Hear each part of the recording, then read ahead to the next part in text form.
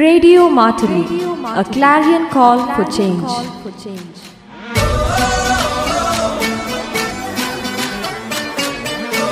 Listen, learn and enjoy.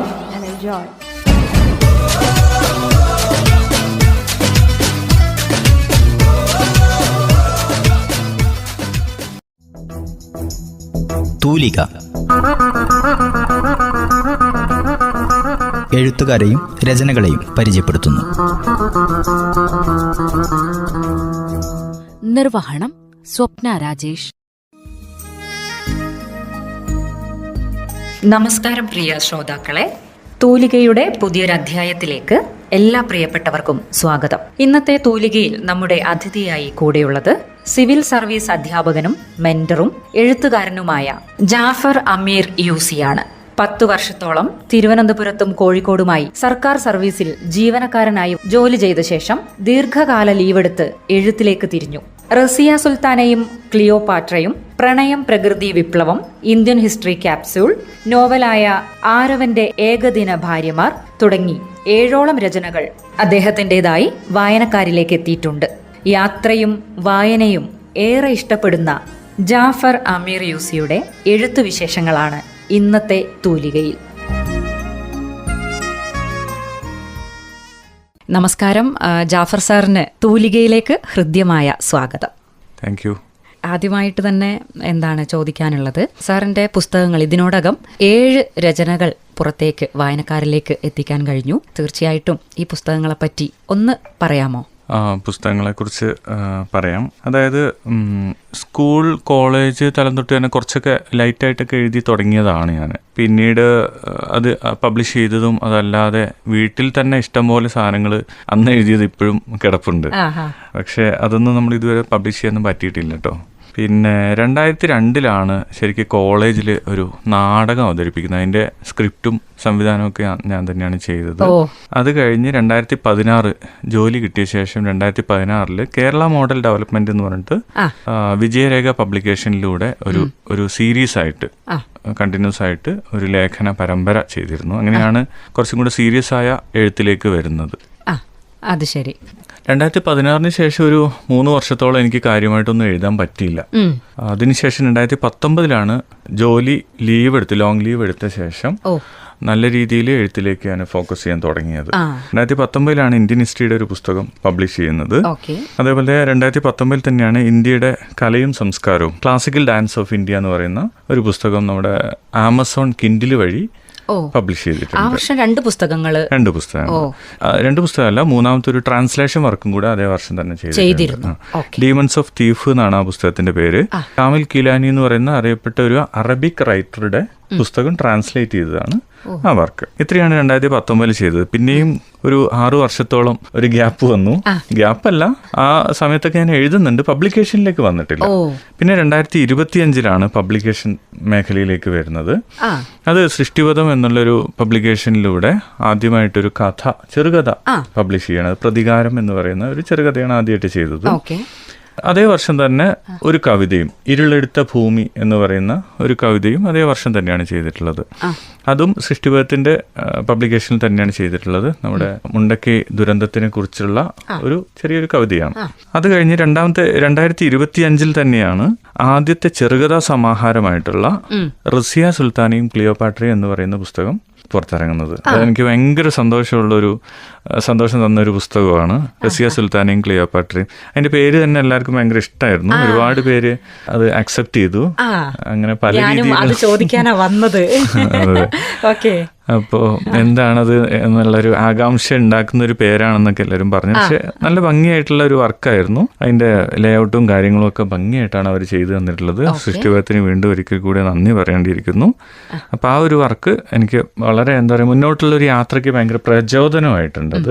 അതേ വർഷം തന്നെയാണ് ഒരു കവിതാ സമാഹാരം കൂടെ ഞാൻ ചെയ്യുന്നത് 2025 തന്നെ. അത് ഒറ്റയ്ക്കല്ല, ഞാനും മിനി ചന്ദ്രദാസ് ടീച്ചറും കൂടിയാണ്. ഞങ്ങൾ 2 പേര് കൂടി എഴുതി തീർത്ത ഒരു കവിതാ സമാഹാരമാണ് ഈ പറഞ്ഞ പ്രണയം പ്രകൃതി വിപ്ലവം എന്ന് പറയുന്ന കവിതാ സമാഹാരം. അതും 2025 തന്നെയാണ് ചെയ്യുന്നത്. പിന്നീട് 2025 ഡിസംബറിലാണ് എൻ്റെ ഒരു ഡ്രീം പ്രോജക്റ്റ് എന്ന് തന്നെ പറയാം. മുഗൾ സാമ്രാജ്യം ചരിത്രവും വസ്തുതകളും എന്നുള്ള ഒരു ചരിത്ര പുസ്തകം ആദ്യമായിട്ട് എനിക്ക് ഓൺലൈൻ മുഖാന്തരം പബ്ലിഷ് ചെയ്യാൻ പറ്റി. അതേ വർഷം തന്നെ എനിക്ക് 2 ഭാഗ്യം ഉണ്ടായത്, 2 പുസ്തകങ്ങളിൽ എഡിറ്റോറിയൽ എഴുതാനുള്ള ഒരു അവസരം കൂടി 2025 കിട്ടിയിട്ടുണ്ട്. ഒന്ന് പുലരിയിലെ പൂക്കളം എന്ന് പറയുന്ന ഒരു കവിതാ സമാഹാര പുസ്തകത്തിന്റെ എഡിറ്റോറിയൽ എഴുതാൻ പറ്റി. അതേപോലെ ശ്രീമതി അജിതയുടെ വാതായനം എന്നുള്ളൊരു പുസ്തകം. വാതായനം എന്നുള്ള പുസ്തകം എന്ന് പറഞ്ഞു കഴിഞ്ഞാൽ ഈ അജിത 0% വിഷനുള്ള ഒരു ലേഡിയാണ്. കണ്ണ് കാണില്ല, ഒറ്റ വാക്കിൽ പറഞ്ഞു കഴിഞ്ഞാൽ.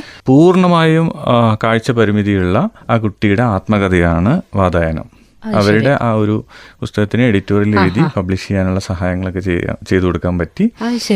അപ്പൊ അതൊരു വലിയൊരു നേട്ടമായിട്ട് തന്നെയാണ് ഞാൻ കാണുന്നത്. തീർച്ചയായിട്ടും 2025 ശേഷം 2026 എൻ്റെ ലൈഫിലെ ആദ്യത്തെ നോവല്, എൻ്റെ ഒരു സ്വപ്ന നോവൽ എന്ന് തന്നെ പറയാം, അത് പുറത്തിറങ്ങുന്നത്. അതിന്റെ പേര് ആരവന്റെ ഏകദിന ഭാര്യമാർ എന്നുള്ളൊരു പുസ്തകമാണ്. ഇത്രയാണ് എനിക്ക് ഇതുവരെയായിട്ട് ചെയ്ത് തീർക്കാൻ പറ്റിയിട്ടുള്ള വർക്കുകൾ. രചനകൾ എന്ന് പറയുമ്പോൾ നമുക്ക് പബ്ലിഷ് ചെയ്ത രചനകൾ. അതെ. ജാഫർ സാറിന്റെ ഒരു എഴുത്തുകളിൽ ഇഷ്ടം കുറച്ച് കൂടുതൽ ഏതിനോടാണ് എന്ന് ചോദിച്ചാൽ നോവലിനോടാണ് എന്നുള്ളത് ഞങ്ങൾക്കൊക്കെ അറിയാം. അപ്പോൾ അതുകൊണ്ട് തന്നെ സാറ് തന്നെ ഇപ്പോൾ ഓൾറെഡി പറഞ്ഞും കഴിഞ്ഞു, എൻ്റെ ഒരു ഡ്രീം പ്രോജക്റ്റ് ആയിരുന്നു ശരിക്കും ഈ നോവൽ എന്ന്. അപ്പോൾ ഈ നോവലിനെ പറ്റി തന്നെ നമുക്ക് കുറച്ച് കാര്യങ്ങളും കൂടെ ശ്രോതാക്കളോട് പറയാൻ പറ്റുമോ? പിന്നെന്താ, ഇതിനെക്കുറിച്ച് പറയുകയാണെങ്കിൽ ഒരുപാട് പറയാനുണ്ട്. കാരണം ഏകദേശം ഒരു 12 വർഷത്തോളം റിസർച്ച് നടത്തിയിട്ടാണ് ഇതിന്റെ ഒരു കണ്ടന്റ് എനിക്ക് പൂർത്തിയാക്കാൻ കഴിഞ്ഞത്. ശരി, അത്ര വർഷം എടുത്തിട്ടാണോ നോവൽ പൂർത്തിയാക്കി പബ്ലിഷ് ചെയ്തത്? അത് സത്യം പറഞ്ഞാൽ ഇതിൽ 2 ഇവരുടെ ഒരു ആചാരമായിട്ട് ബന്ധപ്പെട്ട 2 കവിതകളും അവരുടെ ഒരു ആചാരത്തിന്റെ കുറച്ച് സവിശേഷതകളും ഒക്കെ കിട്ടാനായിട്ട് എനിക്ക് ഒരുപാട് അന്വേഷിക്കേണ്ടി വന്നു. അത് അവസാന ഘട്ടത്തിലാണ് എനിക്ക് എൻ്റെ അടുത്തേക്ക് വരുന്നത്. അപ്പോഴാണ് നമുക്ക് ഈ പുസ്തകം, അതായത് എന്തുമായി ബന്ധപ്പെട്ടതാണ് എന്ന് ഞങ്ങൾക്കത് വ്യക്തമായിട്ടില്ല. ഈ നോവലിലേക്ക് ഞാൻ എത്താനായിട്ട് ഏകദേശം 12 വർഷം എടുത്തു എന്ന് പറഞ്ഞല്ലോ. അതായത് ഇതിലുള്ള ഒരുപാട് ഇൻഫർമേഷൻ പൊതുജനത്തിന് അറിയില്ല. ഈ സംഭവം, ഈ നോവൽ എന്ന് പറയുന്നത് ആക്ച്വലി തിരുനങ്കകളെ കുറിച്ചുള്ള നോവലാണ്. തിരുനങ്ക എന്ന് പറഞ്ഞാൽ ആക്ച്വലി ട്രാൻസ്ജെൻഡേഴ്സ് എന്ന് നമ്മൾ പറയുന്ന ടി ജി എന്നാണ് ഷോർട്ടായിട്ട് പറയാം. അവരെ കുറിച്ചുള്ള അവരുടെ ജീവിതത്തിൽ ഓരോ ദിവസവും അനുഭവിക്കുന്ന പ്രശ്നങ്ങളൊക്കെയാണ് ഈ നോവലിന്റെ ആസ്പദമായിട്ട് വരുന്ന കാര്യങ്ങൾ. ഇനി എങ്ങനെയാണ് 12 വർഷത്തോളം എടുത്തതെന്ന് ചോദിച്ചു കഴിഞ്ഞാൽ, ഇവരുടെ വിശിഷ്ടമായ അമ്പലങ്ങൾ ഇന്ത്യയിൽ പലയിടത്തായിട്ട് ചെതറിക്കിടക്കുകയാണ്. ഇനി വേറൊരു രീതിയിൽ നമുക്ക് പറയുകയാണെന്നുണ്ടെങ്കിൽ, നമ്മളിപ്പോൾ ട്രാൻസ്ജെൻഡർ എന്നുള്ള ഇംഗ്ലീഷ് വേർഡാണ് ഇപ്പോഴും മലയാളത്തിൽ നമ്മൾ ഉപയോഗിക്കുന്നത്. അല്ലെങ്കിൽ നമ്മൾ 3ാം ലിംഗം എന്നാണ് പറയുന്നത്. നേരെ മറിച്ച് തമിഴ്നാട്ടിലേക്കൊക്കെ പോകുമ്പോൾ ഇവർക്ക് നല്ലൊരു പേര് അവർ കൊടുത്തിട്ടുണ്ട്. അവിടെ അവർ വിളിക്കുന്നത് തിരുനങ്ക എന്നാണ്. ഒരു ട്രാൻസ് വുമണിനെ അവർ വിളിക്കുന്നത് തിരുനങ്ക എന്നാണ്. ഒരു ട്രാൻസ് മെന്നാണെങ്കിൽ അവർ വിളിക്കുന്നത് തിരുനമ്പി എന്നാണ്. നമ്മൾ മലയാളത്തിൽ ഇത്രയും നാളായിട്ട് ആ ഒരു പദപ്രയോഗം പോലും കൊടുക്കാതെ അരികുവൽക്കരിച്ച് മാറ്റി നിർത്തിയിട്ടുള്ള ഒരു സമൂഹമാണ് ഈ ഒരു ട്രാൻസ്ജെൻഡർ കമ്മ്യൂണിറ്റി എന്ന് പറയുന്നത്. അപ്പോൾ ഇവരുടെ ഈ കാര്യങ്ങൾ അറിയാൻ വേണ്ടിയിട്ട് നമ്മുടെ ഇന്ത്യയിൽ തന്നെ ഏറ്റവും പ്രശസ്തിയായ ഒരു ട്രാൻസ്ജെൻഡറാണ് അക്കൈ പത്മശാലി. ബാംഗ്ലൂരാണ് അവർ താമസം. അവർക്ക് പത്മപ്രഭ പുരസ്കാരമൊക്കെ കിട്ടിയിട്ടുണ്ട്. ഇന്ത്യയിൽ നമ്മുടെ ബറാക്ക് ഒബാമ വന്നപ്പോൾ അദ്ദേഹത്തിനെ മീറ്റ് ചെയ്യാൻ പോയ പ്രതിനിധി സംഘത്തിൽ ഒരാളായിരുന്നു ഈ അക്കൈ പത്മശാലി എന്ന് പറയുന്ന ലേഡി. അപ്പോൾ അവരവിടെ ചോദിക്കുന്ന ഒരു ചോദ്യം വളരെ പ്രസക്തമാണ്. കാരണം എന്താണെന്ന് വെച്ചാൽ അവർ ചോദിക്കുന്നത്, ജന്മന ക്രിമിനലുകളായ ഒരു സൊസൈറ്റിയാണ് ഞങ്ങൾ. കാരണം ആർട്ടിക്കിൾ 377 പ്രകാരം മെയിൽ ഫീമെയിൽ എന്ന് പറയുന്ന 2 സെക്സ് മാത്രമേ ഉള്ളൂ. അതല്ലാതെ വേറൊരു ജെൻഡർ ഇവിടെ ഇല്ല. അപ്പൊ ജനനം കൊണ്ട് തന്നെ ക്രിമിനലായിപ്പോയ ആൾക്കാരാണ് ഞങ്ങൾ. എന്ന് പറയുന്ന ഒരു വലിയൊരു സോഷ്യൽ കാര്യമാണ് അവർ അവിടെ കൊണ്ടുവരുന്നത്. ബറാക്ക് ഒബാമയ്ക്ക് അതിന് മറുപടി ഒന്നും ഇല്ലായിരുന്നു കേട്ടോ. അപ്പോൾ അങ്ങനെയുള്ള ഒരുപാട് ഇഷ്യൂസ്, നമ്മൾ പൊതുജനം ശ്രദ്ധിക്കാത്ത ഒരുപാട് കാര്യങ്ങൾ നമുക്ക് ഈ നോവലിലൂടെ ചർച്ച ചെയ്തു പോകുന്നുണ്ട്. ഇതിൻ്റെ റിസർച്ച്, പിന്നെ അവരുടെ സർജറിയിൽ വരുന്ന കാര്യങ്ങൾ, ഇതൊരു സൈക്കോളജിക്കൽ ആയിട്ടുള്ള കാര്യമാണ് ആക്ച്വലി. ആ ഒരു എന്തുകൊണ്ട് ഒരാൾ അതിലേക്ക് മാറുന്നു, എങ്ങനെയാണ് അവരതിലേക്ക് എത്തിപ്പെടുന്നത്, ഈ കാര്യങ്ങളൊക്കെയാണ് ഒരു നോവലിൻ്റെ പശ്ചാത്തലത്തിൽ നമ്മളിങ്ങനെ എഴുതി വന്നിട്ടുള്ളത്. ഇതാണ് അതിൻ്റെ ഒരു പശ്ചാത്തലം. നോവൽ എന്ന് പറയുന്നത് സ്റ്റാർട്ട് ചെയ്യുന്നത് ആക്ച്വലി കേരളത്തിൽ നിന്ന് ചില പ്രത്യേക സാഹചര്യങ്ങൾ കൊണ്ട് തമിഴ്നാട്ടിലേക്ക് കുടിയേറിയ ഒരു തമിഴ് ബ്രാഹ്മണനായിട്ടുള്ള മാധവന്റെ വീട്ടിൽ നിന്നാണ് ഈ നോവൽ തുടങ്ങുന്നത്. അദ്ദേഹത്തിന് വീട്ടിലേക്ക് ഒരു സഞ്ചാരി വരുന്നു. അപ്പോൾ അവർ തമ്മിലുള്ള ഒരു കമ്മ്യൂണിക്കേഷൻ, അത് ഞാൻ ഇങ്ങനെ ഒന്ന് 2 വരി പറയാം. സഞ്ചാരി എന്ന് പറയുന്നത് ഒരു താടിയും മുടിയൊക്കെയുള്ള ഒരു സൂഫി സന്യാസിയുടെ ലുക്കുള്ള ആ ഒരു വേഷം വേഷമൊക്കെയുള്ള ഒരു മനുഷ്യനായിരുന്നു അയാൾ. വന്ന ഉടനെ അവർ പറയുന്നത് ഗർ ഫിർദൌസ് ബെറു സമീനസ്ത് ഹമിയസ്തോ ഹമിയസ്തോ ഹമിയസ്ത്. അപ്പോൾ അതിന് മറുപടിയായിട്ട് മാധവനും സംസാരിക്കുകയല്ല ചെയ്യുന്നത്. അതിന് മറുപടിയായിട്ട് അവരുടെ ഭാഷയിൽ, ഈ മാധവൻ ഒരു ബഹുഭാഷാ പണ്ഡിതനും എല്ലാ വേദപുരാണങ്ങളൊക്കെ പഠിച്ച, അല്ലെങ്കിൽ ബൈബിള് ഖുറാനൊക്കെ നല്ല വേദപരിജ്ഞാനമുള്ള ഒരു വ്യക്തിയാണ്. അദ്ദേഹം മറുപടി പറയുന്നത് ഇങ്ങനെയാണ്: മുസീബത്തെ ലാക്കായെങ്കി ജിന്ദഗി കി രാഹോമേ രഖ്നാ തൂ സബർ മിൽ ജായഗി തുജെ മഞ്ചിൽ ഏക് ദിൻ സജാരി രഖ്നാ തൂ സഫർ. അപ്പോൾ വീണ്ടും അവിടുന്ന് ആ സഞ്ചാരി തിരിച്ചു പറയുകയാണ്: ബീത്ത് ജായഗ യേ സഫർ ബി ദർദ് കി രാഹോं का मिलेगा साथ जब खुशियों की बाहों बढ़ाते रहना कदम मत रुकना कभी रुतबा तेरा जैसा शहनशाहो. ഇങ്ങനെയാണ് അവരുടെ ആ ഒരു കമ്മ്യൂണിക്കേഷൻ. അതായത് ജീവിതം ഒരു യാത്രയാണ്. അപ്പൊ നിങ്ങൾ എന്താ ഒരു സഞ്ചാരിയാണോ എന്ന് ചോദിക്കുന്ന അവരുടെ കമ്മ്യൂണിക്കേഷൻ ആ രീതിയിലാണ് സ്റ്റാർട്ട് ചെയ്യുന്നത്. അപ്പൊ ഇങ്ങനെയൊരു സ്റ്റാർട്ടിങ്ങിലാണ് നമ്മൾ ഈ ഒരു നോവല് ഞാൻ തുടങ്ങിയിട്ടുള്ളത്. പിന്നെ നോവലിനെ കുറിച്ച് ചുരുക്കി ഒന്ന് പറയുകയാണെന്നുണ്ടെങ്കിൽ ഹെഡിങ്ങുകൾ മാത്രം ഒന്ന് ഞാൻ പരിചയപ്പെടുത്താം. മാധവനും സൂഫിയും നമ്മളിപ്പോ പറഞ്ഞ ഒരു സംഭവം, അതിലൂടെ കഥയിലേക്ക് കയറി വരികയാണ്. ഈ മാധവന്റെ ഒരു കുട്ടിയാണ് ട്രാൻസ് ആയിട്ട് കൺവേർട്ടായിട്ട് മാറുന്നത്. അപ്പോൾ അത് മാധവന് അംഗീകരിക്കാൻ പറ്റുന്നില്ല. ഞാൻ നോവലിന്റെ ഈ കണ്ടന്റ് പറയല്ല, ജസ്റ്റ് ഒരു കോണ്ടെക്സ്റ്റ് മാത്രം പറഞ്ഞിട്ട് പോവാം. അപ്പോൾ ഈ രീതിയിലാണ് ആ കഥ സ്റ്റാർട്ട് ചെയ്യുന്നത്. പിന്നെ ഈ കുട്ടി വീട്ടിൽ നിന്ന് ഇറക്കി വിടപ്പെടുകയും ആ കുട്ടി അനുഭവിക്കുന്ന ഓരോ ദിവസവും അനുഭവിക്കുന്ന പ്രശ്നങ്ങളിലൂടെയാണ് കഥ മുന്നോട്ട് പോകുന്നത്. വർഷങ്ങൾക്ക് ശേഷം ഈ തെറ്റ് തിരിച്ചറിയുന്ന മാധവൻ ആ കുട്ടിയെ അന്വേഷിച്ച് കുട്ടി പോയ വഴിയിലൂടെ ഭാരതത്തിൽ മുഴുവൻ സഞ്ചരിക്കുന്നുണ്ട്. അപ്പോൾ ആ കുട്ടി പോയ വഴിയും കഷ്ടപ്പാടുകളൊക്കെ അയാൾ നേരിട്ട് അയാൾക്ക് മനസ്സിലാവുന്നുണ്ട്. പിന്നീട് അവസാനം ഈ കൂവാകം ക്ഷേത്രത്തിലേക്കാണ് അവരെത്തുന്നത്. ഈ രീതിയിലാണ് ഈ കഥ പുരോഗമിക്കുന്നത്. ഇതിലുള്ള കണ്ടന്റ് ജസ്റ്റ് ഒന്ന് പറയുകയാണെന്നുണ്ടെങ്കിൽ, മാധവനും സൂഫിയും വർഷങ്ങൾക്ക് ശേഷം സഹോദരനെ തേടി ഭിഷഗ്വരന്റെ സുവിശേഷം, അതായത് ഇവരുടെ സർജറി കാര്യങ്ങൾ എങ്ങനെയൊക്കെയാണ്, ഒരു ട്രാൻസ്ജെൻഡറിന് സർജറിയിലൂടെ എന്തൊക്കെയാണ് മാറ്റങ്ങൾ വരുന്നത്, അത് ഗുണകരമാണോ മോശമാണോ, ഈ കാര്യങ്ങളൊക്കെ ഒരു മെഡിക്കൽ ഹെൽപ്പോട് കൂടി നമ്മൾ ചെയ്തിട്ടുള്ള ഒരു റിസർച്ച് വർക്കാണ്. അതേപോലെ ഇതിലേറ്റവും പ്രധാനമായിട്ട് എനിക്ക് പറയാനുള്ളത് അർജുനപുത്രനായ ആരവൻ, അദ്ദേഹത്തിന്റെ അരവാണികൾ, ഇതാണ് ഈ പുസ്തകത്തിന്റെ ഒരു കണ്ടന്റ് എന്ന് പറയുന്നത്.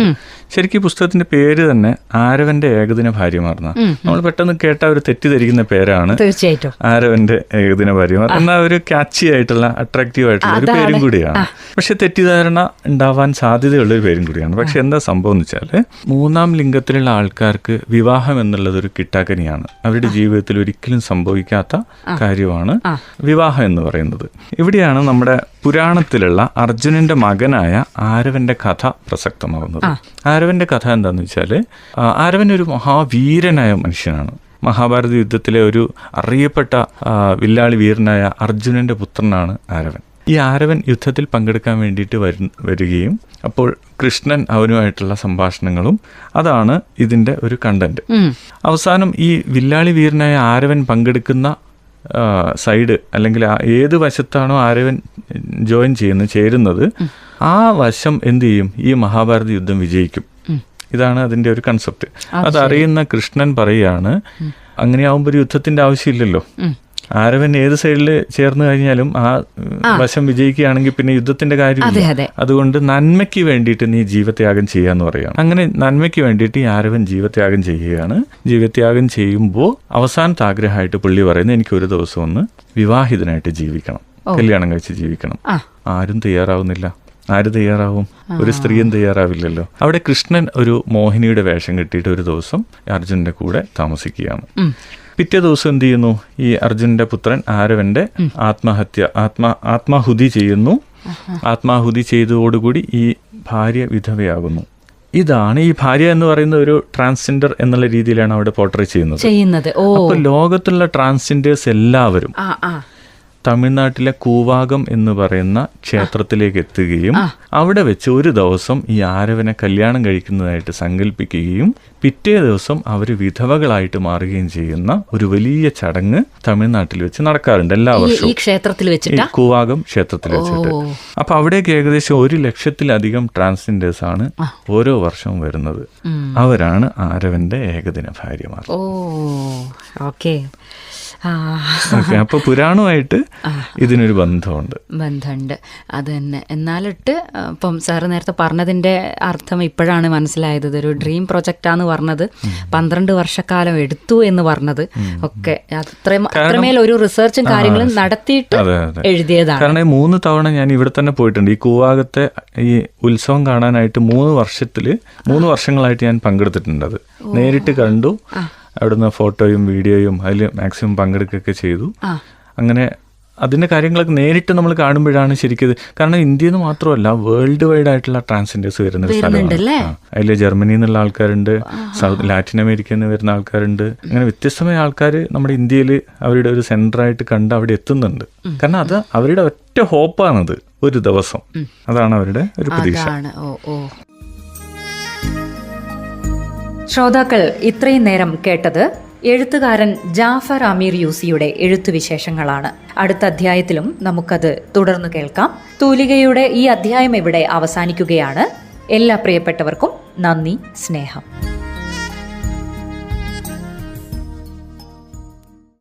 നിർവഹണം സ്വപ്ന രാജേഷ്. തൂലിക എഴുത്തുകാരെയും രചനകളെയും പരിചയപ്പെടുത്തുന്നു.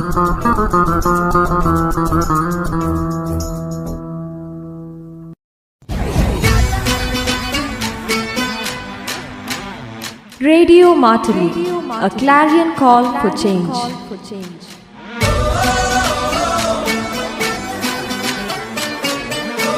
Listen, learn and enjoy.